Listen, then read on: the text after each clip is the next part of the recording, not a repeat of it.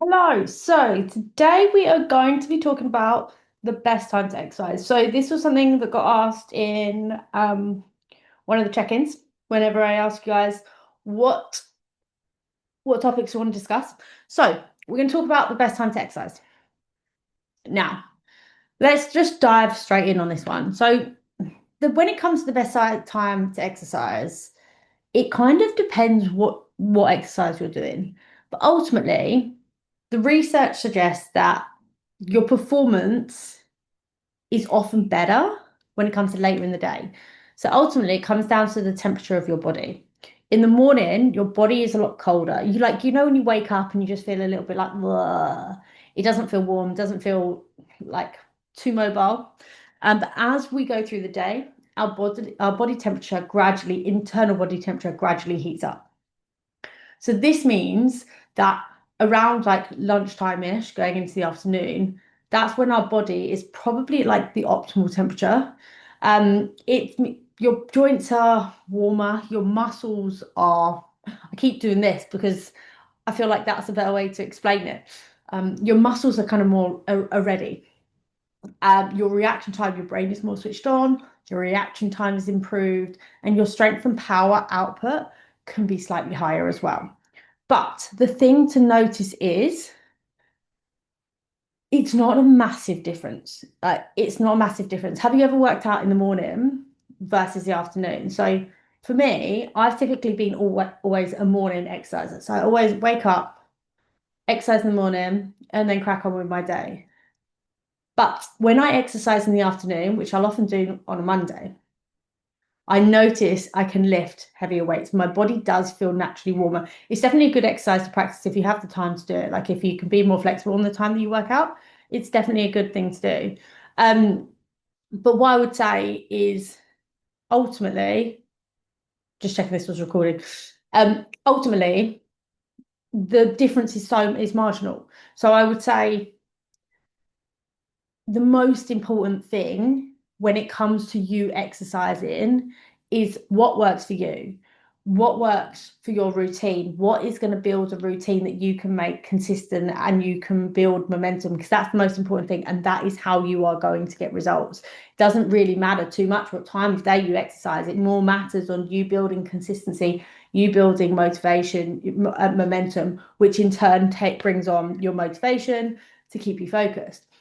But let's run through it and you can make more of an informed decision, because I do think you will, like midday and afternoon, you can lift a little bit heavier and you will maximize your results. But ultimately, it doesn't matter too much what time you exercise. But let's run through it all.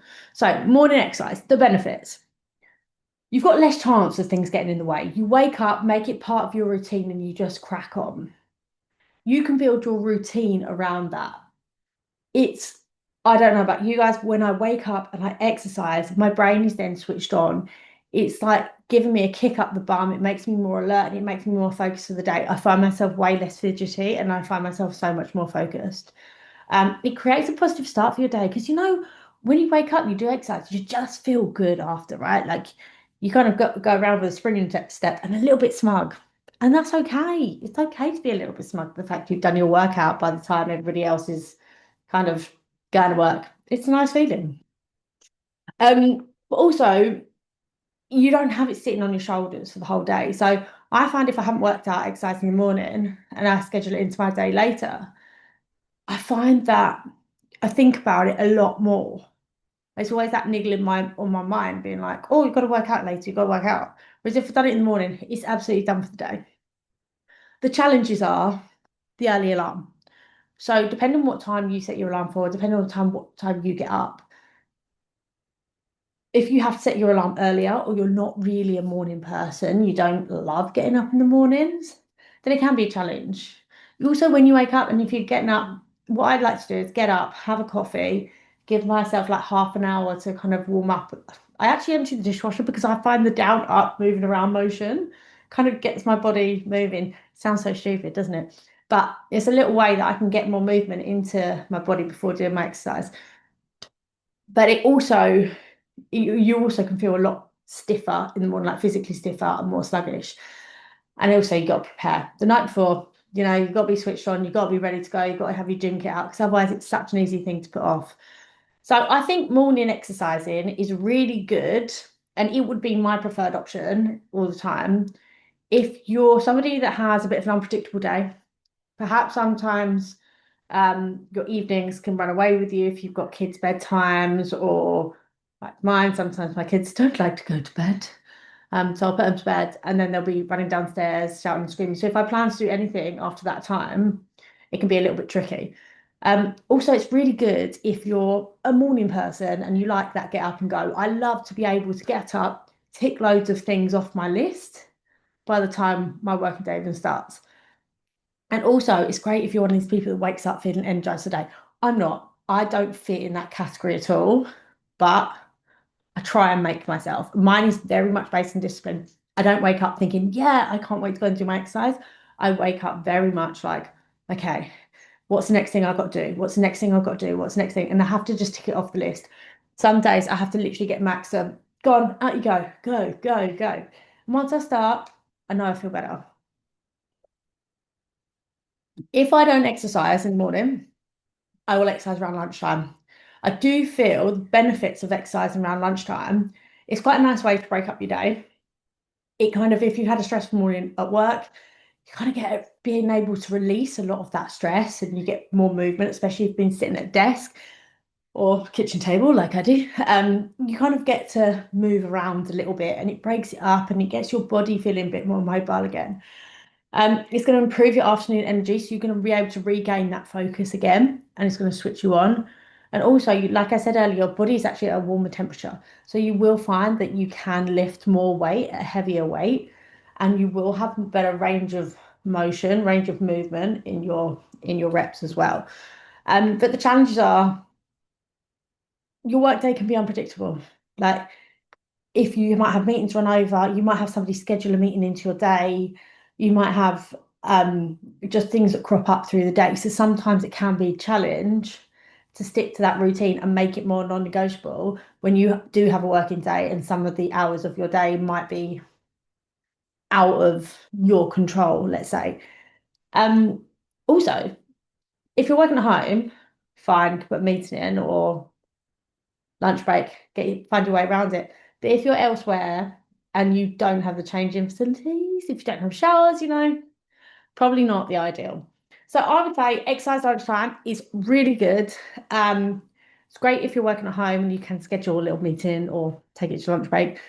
If you have a little bit more of a flexible routine around work, and you're one that struggles a little bit with mornings, or maybe your kids are very up and go in the morning and you struggle to get that structure in, and then lunchtime is great, but try your best to make it non-negotiable. I know that's a lot harder. That's a lot easier said than done. Um, so evening exercising. When I was in my 20s, early 20s, I used to be able to finish work and go to the gym. I used to be able to finish work, come home, then go out to the gym. I can't do that. I can't even bear the thought of it. Like for me, I admire anybody that has the motivation to go to the gym in the evening. I think it's really impressive. Um, so for me, um, like evening exercising is great if you're one of these people that's can schedule that into your day and you can make that like you've got a lot of willpower and you can stick to it because your body temperature is at its highest. Your muscles are very warm and you've got a lot more movement in you. You can lift heavier weights at that time. Um, Also, it's a great stress relief after work too. But I would say the difference in how much you can lift between lunchtime and evening kind of like weighs out because at lunchtime you've got more energy, whereas in the evening you're probably going to be a little bit more fatigued. The challenges are after work, you're tired, right? Like you might not really fancy it, and it's so easy to put it off, especially if you have other like family commitments or if you have other events or your work's run over or someone says to you after work, oh, do you want to pop out for a couple of drinks? Like it's easy to miss, it's easier to skip, but it's really good for people if you can have a predictable evening, if you have full control over your evenings and you want that release from work. And also, you somebody with more energy later in the day. I'm a morning person, I'm not an evening person. I'm like, I never go out with my mum being like, it's 9 o'clock, you got to go to bed. I still live that life. And like once it's 9 o'clock and I'm watching TV still, I'm like, oh my God, gotta go to bed. So I'm a morning person. If you're an evening person, you work better after work, then it's great for you as well if you've got good willpower too. Um, but ultimately, what matters most is like when it works for you. This is all about I'm so for people making a routine that works for them. There's no point in setting yourself something that you're not going to be able to stick to. It's unrealistic. So when do you have the most energy? When are you going to have the fewest interruptions and the fewest obstacles to jump over? What is the highest chance? What part of the day is the highest chance of you showing up? How are you going to structure your day? How does your day typically work? Like if you say don't have children, what's your structure like in the morning? What's your structure like in the evening? Can you fit it in quite easily either side? If so, I'd maybe go aim for the morning. And then if you don't make it in the morning, you can go in the afternoon. But if you've got kids, it can be a lot harder because they might have clubs in the afternoon or they might have, like my children, are up at 5 a.m. So you can't even get a workout in before they're up. So it's all about structuring your day and making it work for you. So build a routine that you can do consistently. If in doubt, if you do have a flexible routine and you think, um, you want to book it in for the morning, workouts in for the morning, but something happens, I always find at least then you've got might have somewhere later in the day to fit it in. So I want to touch as well on recovery because recovery is so important. Workouts, workouts aren't where the magic happens. They're not the magical bit. The magical bit is actually during the recovery because that's where the adaptation happens. You doing the workout is basically your body giving a signal to your brain to adapt. So during your training, what happens is your muscle fibers, we're putting stress on your muscle fibers. So they make teeny tiny tears. And every time they make these teeny tiny tears, your body's like, oh my God, must make it stronger. So instead of just filling in the little tears and like building muscle into the tears, they actually make it bigger so that next time they're like, right, I'm ready for anything that's going to come at me. And every time we do the exercise, it tears a little bit more, builds a little bit more, tears a little bit more, builds a little bit more. So that's essentially what happens. So when we're doing the training, that is, we're putting the stress onto the muscle. But during the recovery, our rest, recovery, our sleep, that's where the muscle is repairing. And that's where the muscle is growing stronger and stronger. So that's ultimately you, if you aren't giving your body enough time to rest and recover, you're not giving your body the time to fully repair your muscles to fully repair. And if you are not giving your body enough time to fully repair, then you're ultimately limiting your progress. So you'll notice that will often, there's different ways of breaking down your workouts, but you might have heard of push-pull legs.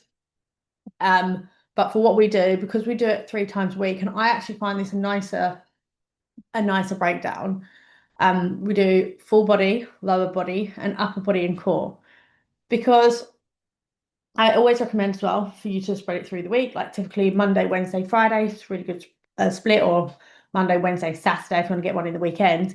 It's allowing your body to recover during the sessions. And so, for example, if we do full body weight a day, then you're doing lower body. Your upper body is like resting while your lower body's working. And then again, when your lower body's resting, your upper body and your core are working. And then you have some time off before we go again. So this allows you to basically recover between sessions. It reduces the amount of soreness you're going to get. It's also going to enable you to perform better. You know, when you're going into a workout and you're already feeling fatigued and your muscles are like lead. Have you ever had that where you've had a leg workout, you've done some leg exercises, and the next day or day after you go and exercise and just like lead, you can't squat. It just feels really heavy and hard. So giving your body time between those gives it a bit of chance to breathe and a bit of time to recover. And it means greater muscle growth too. So you don't get stronger during your workout, you get stronger during the rest and the recovery.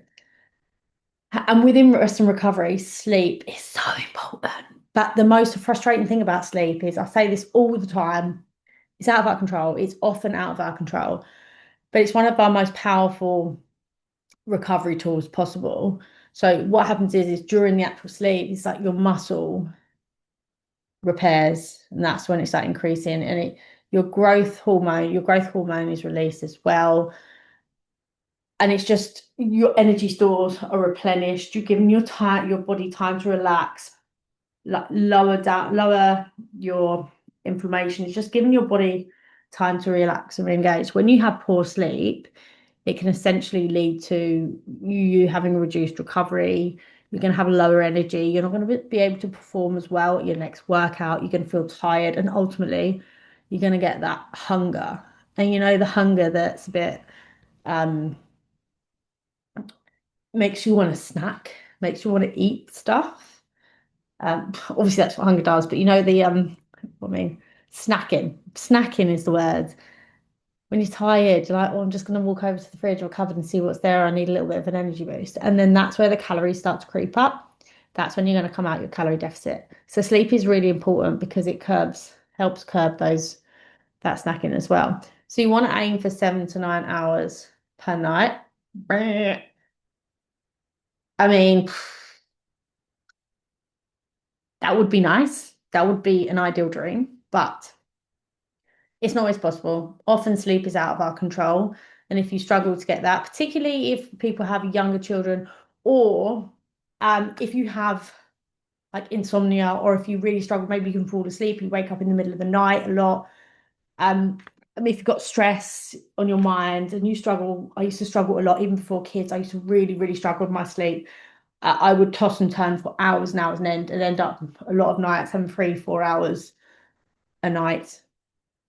But I had reflexology and my God, seemed to fix it. That's another story for another time. Um, so I would say try and improve your quality of sleep, lowering your lights in the evening, dimming the lights down, trying to not have too much screen time, like having 35 minutes to an hour before you go to sleep with no screen time. Try not to eat any high energy foods before bed as well. Um, and then also magnesium. Magnesium is absolute win when it comes to a nighttime routine. Also, 1 to 2 kiwis. I'm allergic to kiwis, so I've not tried it, but the science says 1 to 2 kiwis an hour before bed helps you have a better quality of sleep. So, where you can't improve the length of your sleep, try and improve your quality too. Protein for recovery. I talk about protein a lot. I know, I'm fully aware. Protein provides the building blocks for the repair. So your muscles need protein. And that's why I'm always like, you've got to hit your protein target because the muscles need it, not only to help build repair, but it also maintains the muscle mass that you have because your body can use muscle as energy, which will deplete when it's run out of like it's glucose storage, when it's run out of, and then it's got fat to use, and it's also got your muscle mass. It's got those three places to pull from. And so pull from all of them. So if we're eating high protein diets, mean we're upholding that muscle mass. And that's where we want to be. We don't want to deplete our muscle mass because the more muscle mass we have, the more calories we burn, even at resting. Um, so it supports your muscle growth, it supports your recovery. It helps maintain muscle during fat loss because we want that body. We don't want the muscle being used. We want that to take it from the fat. But ultimately, we can't really pick where it takes it from. So that's why if we have a high protein diet, it upholds that muscle mass. You keeps you full of longer. So when you're in a calorie deficit, it's the protein that's going to keep you full, keep you satisfied. So if you have a high protein diet, you can eat fewer calories because it's just going to keep you going for a longer period of time. And ultimately, you want to be aiming to have protein at every meal. I say this a lot as well. So I would always recommend, it's very different for everyone, isn't it? Because you have different protein based on your body weight and what your goal is, what you're looking to achieve. But as a rough rule of thumb, general rule of thumb, I would aim for 30 grams at each meal, tweak it up and down as you need to. I would always say 30 grams is great for breakfast because it sets you up for the day. and it keeps you full and helps you keep you going until lunchtime. So you're curbing that middle of the day, middle of the morning snacking. But then after, so you've got your lunchtime, and then afterwards, I would say for lunch, you're probably looking at about, I've said 30, but I think 30 to 40 is a really good position to be in. And then again for dinner, 30 to 40 as well. Now, you don't have to have it all set in those, but I think it's the easiest way, breaking it down across the meals, because it means that one, you're staying fuller for longer, and also it makes it easier than being hit by like you need to eat, get to the evening, you're like you need to eat 80 grams of protein, 90 grams of protein. Like, come on, like nobody really wants to eat that in a meal, right? So staggering it through the day, but to do that, you need to be really organized and plan your meal and think ahead for sure. So, in a nutshell, to wrap this up, so the best workout time is one you can stick to. Ultimately, it doesn't matter to me what time you guys work out. Consistency is more important than anything. It's about building routine, it's about building momentum. That is ultimately the bit that's going to get you results. Consistency beats perfection every day. Don't worry about being perfect, worry about showing up, doing your best, keeping consistent, building that momentum. And recovery is where the magic happens. Progress happens in recovery. Your rest, your sleep. Sleep is just as important as training. Resting is just as important as training. Your protein is going to support your muscle repair and your growth. Make sure you're hitting your protein goals if you want to maximize your results. If you train hard, recover well, you want that in a cycle and just keep repeating it. So training hard, recovering well, eating well as well, I should say as well, high protein diet. That in a nutshell is the best time to train. So I could have wrapped that up and said, ideally, I don't mind what time you train, but I've gone through all of it for you, just so you know. But yeah, consistency beats all. As always, if you've got any questions, if you need any help with any of it, feel free to drop me a message. I'm always here to help you guys. Thank you.